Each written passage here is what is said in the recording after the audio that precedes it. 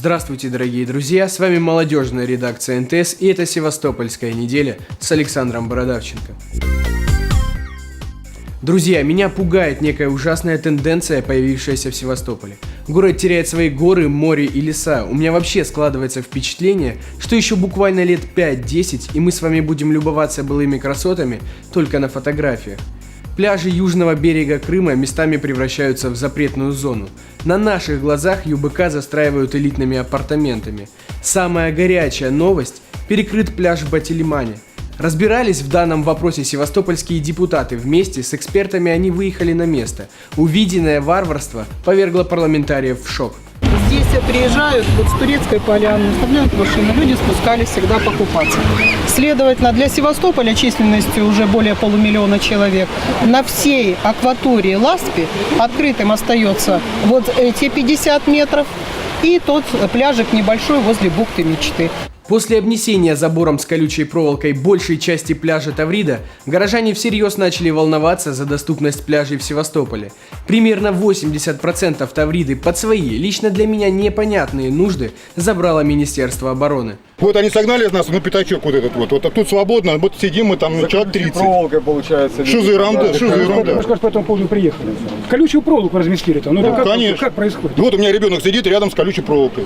Это что такое? Это когда видно, что Министерство обороны огораживало пляж колючей проволокой. Это где вообще происходит? Какие объекты они собираются здесь размещать на пляже? 200 с лишним метров береговой полосы. Прекрасно, абсолютно пустой. Июнь месяц. Люди кучкуются здесь на плачке, на пятачке, который им дали, благосклонно предоставили. Это что происходит? Представители Минобороны и правительства города также были приглашены на инспекцию пляжей. Но от такой возможности и чиновники, и военные отказались. А потому спросить, кто и на каком основании лишил севастопольцев прибрежной территории, оказалось не с кого. Отдыхающие пожаловались на условия курортного отдыха. Гости из Санкт-Петербурга возмущены таким варварским отношением к туристам. Потери не просто велики, они ужасающие. Мало того, что территория береговой зоны на расстоянии, видимо, взглядом как минимум 200 метров, полностью разрушены биотопы морских водорослей, которые выполняют самоочищающую функцию. Работая на Черном море и более, наверное, почти уже 50 лет, и оплавала, и ныряла во многих местах самостоятельно. Более кощунственного варварства, чем у нас в Севастополе по отношению к морю, я не наблюдала всю свою жизнь. Мне кажется, это уровень Генеральной прокуратуры. Это уровень природоохранной прокуратуры, администрации президента и полпредства Южного федерального округа. Буквально завтра же все обращения необходимые будут подготовлены с тем, чтобы были приняты скорейшие меры для того, чтобы это восстановить. Пока одни пляжи обносятся колючей проволокой, другие и вовсе уничтожаются ковшами строительной техники. Можжевеловые леса медленно, но верно исчезают. Нет, это не пожар, а строительные работы. В Батилимане парламентариям так и не удалось добиться никакой информации. Неизвестным остался как владелец участка, так и основания для проведения данных работ. Выяснили одно – постройка чьего-то замка с вертолетной площадкой нанесла непоправимый ущерб природе южного берега Крыма. Разумеется, все необходимые обращения и запросы депутаты направят в профильные ведомства и правоохранительные органы. Но знаете, даже если кто-то понесет уголовную ответственность, это никак не восстановит прежний облик побережья. Важным событием на этой неделе стало принятие законопроекта о процедуре отзыва губернатора. Депутаты Законодательного собрания Севастополя в первом чтении приняли этот документ. Основанием для процедуры отзыва губернатора может быть нарушение федеральных или местных законов, также неоднократное грубое нарушение обязанностей, если факт подтвердит Севастопольский городской суд. А вот обратиться в суд с соответствующими заявлениями могут как политические партии, так и общественные организации. Но для реализации данного права в составе группы должно быть не менее 100 севастопольцев. Голосование по отзыву проводится в формате местного референдума. Инициировать его может группа из 50 граждан, если все необходимые процедуры будут соблюдены, и через месяц 25% горожан, а это около 75 тысяч человек, оставит подписи «за», губернатор Севастополя может быть отозван. Автор документа, депутат Вячеслав Горелов, отмечает, процедура отзыва губернатора будет хоть и непростой, но реализуемой. Примером закона брали федеральное законодательство. Там непростая процедура, но она вполне проходимая. И, как показал, например, сбор подписи за Матросский бульвар, когда вот речь шла о продолжении работ по реконструкции и благоустройству Матросского бульвара, возможность собрать необходимое количество подписей для инициации этого вопроса вполне возможна. Соответствующий федеральный закон был принят в России в 2012 году. С тех пор прецедентов отзыва губернатора не было ни в одном субъекте страны, рассказал депутат Алексей Чалый. Надо принимать закон. Да, действительно, он непростой для реализации. Но думаю, что если у людей накипит, вполне смогут пройти этим путем. Да, мы ограничены рамками федерального законодательства в выборе процедуры. Мы попытались сделать то, что соответствует федеральному закону. Возможность горожан сменять губернатора демократическим путем послужит созданию стабильности в регионе, считают парламентарии. Причем процедура вполне реальна. На ее реализацию уйдет порядка 3 месяцев, считает Вячеслав Горелов. Если мы с вами посмотрим на законопроект, там можно расписать алгоритм и прямо все даты указать, какой временной отрезок должен быть указан. Я говорю причем про 3 месяца, потому что там указаны верхние сроки. То есть, например, законодательное собрание в течение какого-то времени принимает такое-то решение. Но оно не означает, что это законодательное собрание примет это решение на падающем флажке. Если срок указан 15 дней, то это решение может быть принято в течение 5 дней или 7 и так далее. На рассмотрении законопроекта депутат Борис Колесников отметил, что право устанавливать порядок отзыва губернатора не зафиксировано в уставе Севастополя.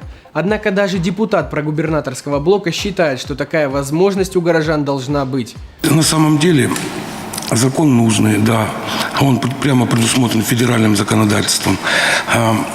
Принимать его необходимо.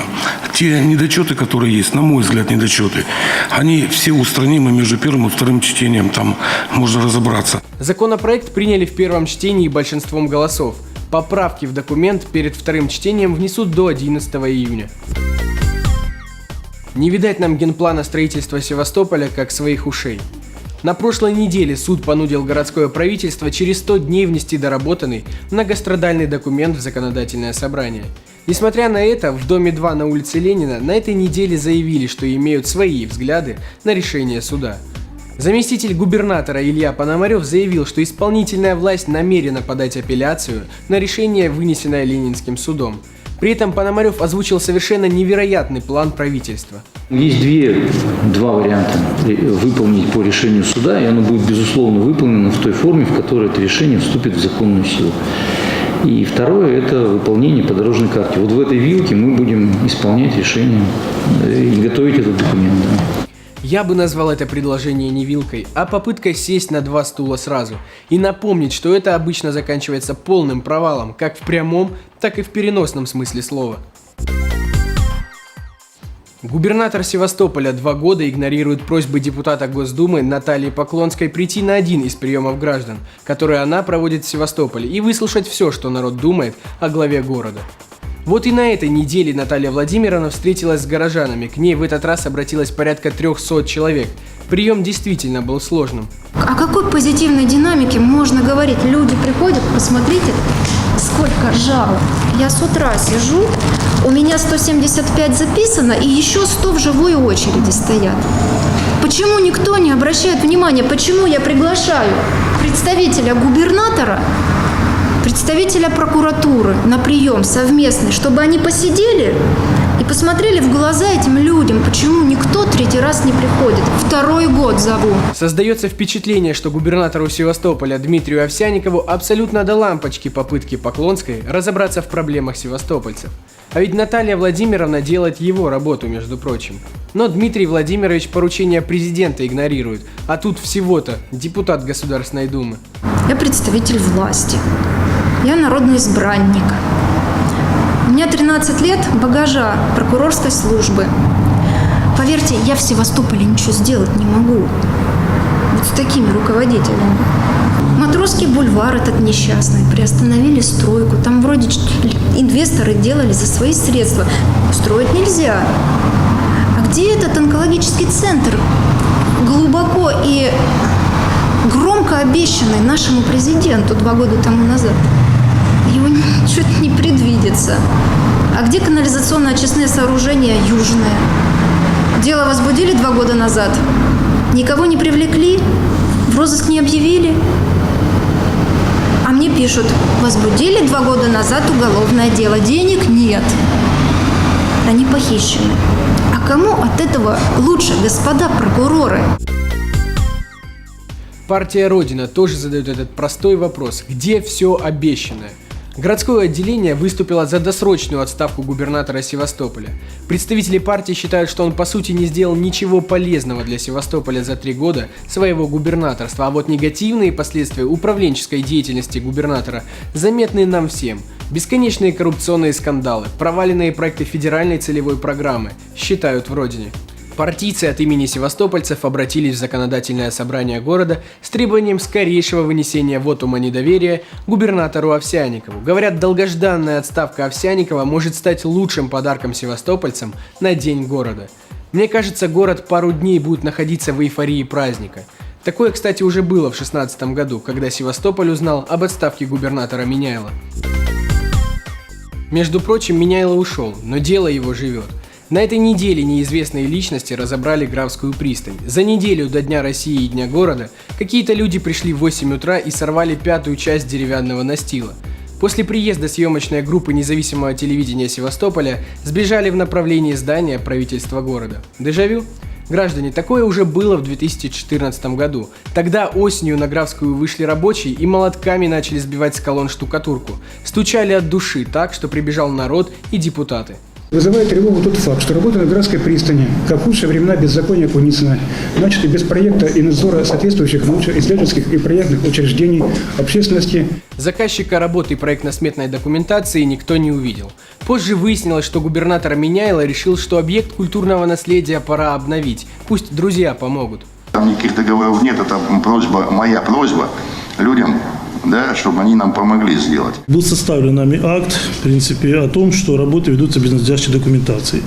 И проведение работ запрещено. И вот опять, как говорится, часть деревянного настила разобрана, рядом груда поломанных, грубо вырванных из деревянного основания досок. Отовсюду торчат длинные гвозди и щепки. Черноморский флот, на чьем балансе находится Графская пристань, ничего не знает. Начальник севнаследия Рязанцев, как всегда, спокоен и, как всегда, к происходящему отношения не имеет. В данном случае существованию объекта культурного наследия федерального значения ничего не угрожает. Кроме этого, мы в прошлом году утвердили предмет охраны и границу территории объекта культурного наследия. В границах территории объекта культурного наследия никакой хозяйственной деятельности не происходит. Моя компетенция распространяется на объекты культурного наследия.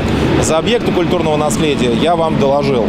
Все, что происходит по хозяйственной части, кто за это отвечает, кто работает, это, простите, но, так сказать, информация у нас отсутствует. В общем, теперь военные вынуждены быстро начать ремонт, который планировали вообще-то делать после Дня города.